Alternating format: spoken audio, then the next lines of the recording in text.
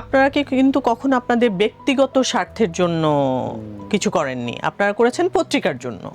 এখন কিন্তু জার্নালিস্টরা তাদের ব্যক্তিগত একটা স্বার্থ থাকে, যে একটা ভিডিও ক্লিপস তারা নিবে, তাদের পার্সোনাল পেজ থাকবে, সেখানে তারা সেটা আপলোড করবে, এবং এক ধরনের টেন্ডেন্সি থাকে কত অড কিছু তারা কালেক্ট করতে পারে, যে কারণে না সারাক্ষণ এক ধরনের ভীতি কাজ করে বা সচেতন থাকতে হয়। যে মনে করেন আমি আমার একটু চুলকাবো বা আমি একটু শাড়িটা ঠিক করবো, করতে পারি না, আমি তো জাস্ট মনে হয় কি একদম রোবটের মতো দাঁড়িয়ে থাকি, যে কোন দিক দিয়ে কে ভিডিও করে কোন ক্লিপটা যে ছেড়ে দিবে।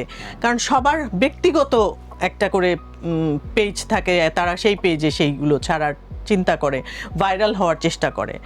তো এটা আসলেই পেইনফুল, ভীষণ পেইনফুল। দেখা যায় যে এবং আর্টিস্টদেরকে না করে যেটা করে, খুব ট্র্যাপে ফেলার চেষ্টা করে কোশ্চেন দিয়ে।